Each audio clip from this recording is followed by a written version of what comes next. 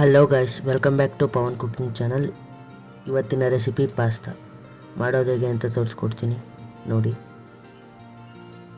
Butter ಬೇಕಾಗುತ್ತೆ, ಬೆಣ್ಣೆ ಹಾಗೂ ಜುಕಿನಿ ಅಂತ ಕರೀತಾರೆ, ಇದಕ್ಕೆ ಎಲ್ಲೋ ಮತ್ತು ಗ್ರೀನ್ ಸಿಗುತ್ತೆ. ಹಾಗೆ ಫ್ರೆಶ್ ಕ್ರೀಮು ಮತ್ತು ಬೆಲ್ ಪೆಪ್ಪರ್ ಅಂತ ಕರೀತಾರೆ, ಅದು 2 ಥರ ಕಲರ್ ಇರುವಂತಹ ಕ್ಯಾಪ್ಸಿಕಮ್ಮು, ಆನಿಯನ್ನು ಮತ್ತು ಗಾರ್ಲಿಕ್ಕು, ಮೈದಾ ಬೇಕಾಗುತ್ತೆ, ಮತ್ತು ಹೋರಿಗೆನೋ ಚಿಲ್ಲಿ ಫ್ಲೇಕ್ಸ್ ಬೇಕಾಗುತ್ತೆ. ಹಾಗೆ ಪೆನ್ನೆ ಪಾಸ್ತಾ ಅಂತ ನಾನು ಯೂಸ್ ಮಾಡ್ತಾಯಿದ್ದೀನಿ. ನೀರನ್ನು ಮೊದಲೇ ಕುದಿಯಲು ಇಟ್ಟಿದ್ದೆ. ನಂತರ 1 ಸ್ಪೂನ್ ಆಯಿಲ್ನ ಆ್ಯಡ್ ಮಾಡಿ ಮತ್ತು ಕುದೀತಾ ಇರೋ ನೀರಿಗೆ ಪಾಸ್ತಾನ ಆ್ಯಡ್ ಮಾಡಿ ಪಾಸ್ತಾನ ಬಾಯ್ಲ್ ಮಾಡ್ಕೋಬೇಕಾಗತ್ತೆ.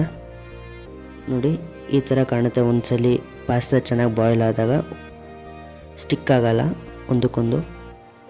ಈಗ ಈ ಥರ ರೆಡಿ ಆಗಿದ ತಕ್ಷಣ ನೀರು ಸ್ಟ್ರೈನ್ ಮಾಡಬೇಕಾಗತ್ತೆ. ಸ್ಟ್ರೈನ್ ಮಾಡಿ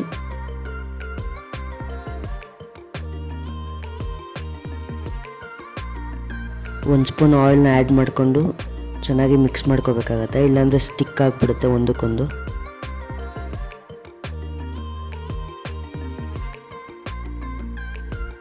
ಈಗ ನಾವು ಪಾಸ್ತಾ ಸಾಸ್ನ ರೆಡಿ ಮಾಡ್ಕೊಳ್ಳೋಣ. ಇದಕ್ಕೆ ಆನಿಯನ್ ಕ್ಲೋಟ್ ಅಂತ ಕರೀತಾರೆ. ಈರುಳ್ಳಿ, ಲವಂಗ ಹಾಗೂ ಪಲಾವ್ ಎಲೆ ಈ ಥರ 3 ಸ್ಟಿಕ್ ಮಾಡ್ಕೊಳ್ಳಿ.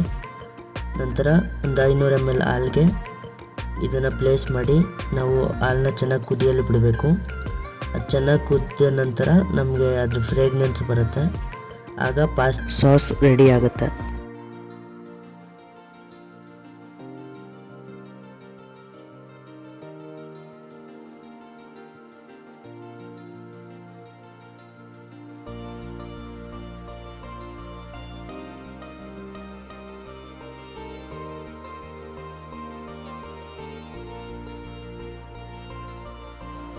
ಟೂ ಟೇಬಲ್ ಸ್ಪೂನ್ ಬಟರ್ನ ಆ್ಯಡ್ ಮಾಡ್ಕೊಳ್ಳಿ. ನಂತರ ಚಾಪ್ ಮಾಡಿರುವಂಥ ಗಾರ್ಲಿಕ್ನ ಆ್ಯಡ್ ಮಾಡಿ ಇದನ್ನು ಫ್ರೈ ಮಾಡ್ಕೋಬೇಕು.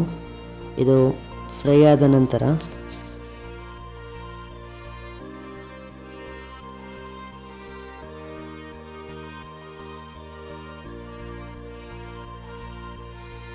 ಮೈದಾನ ಆ್ಯಡ್ ಮಾಡಿಕೊಂಡು ಎಲ್ಲ ಫ್ರೈ ಮಾಡ್ಕೊಳ್ಳಿ ಇನ್ನೊಂದ್ಸಲಿ ನೀಟಾಗಿ.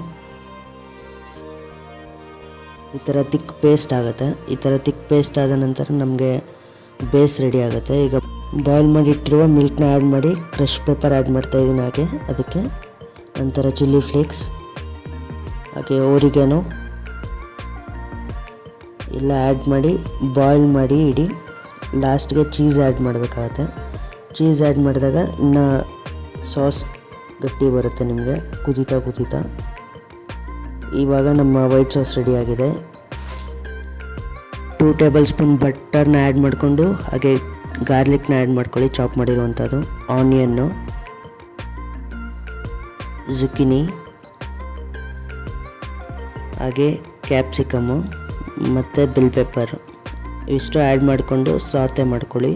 ಅಂದರೆ ನೀಟಾಗಿ ಫ್ರೈ ಆಗಬೇಕು. ಇದು ಕೂಡ ಇದು ಫ್ರೈ ಆದ ನಂತರ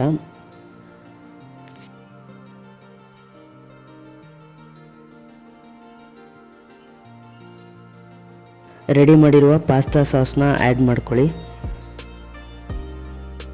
ಒಂದ್ಸಲಿ ಮಿಕ್ಸ್ ಮಾಡಿ ಇದು ಒಂದು ಕನ್ಸಿಸ್ಟೆನ್ಸಿ ಬರುತ್ತೆ ನಿಮಗೆ. ಈ ಥರ ಕನ್ಸಿಸ್ಟೆನ್ಸಿ ಬಂದಮೇಲೆ ನಾವು ಬಾಯ್ಲ್ ಮಾಡಿ ಇಟ್ಕೊಂಡಿರುವ ಪಾಸ್ತಾನ ಆ್ಯಡ್ ಮಾಡಬೇಕಾಗತ್ತೆ.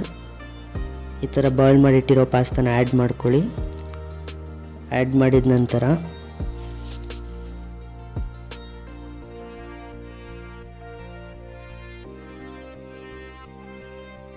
ಒಂದ್ಸಲಿ ಎಲ್ಲ ಚೆನ್ನಾಗಿ ಮಿಕ್ಸ್ ಮಾಡಿ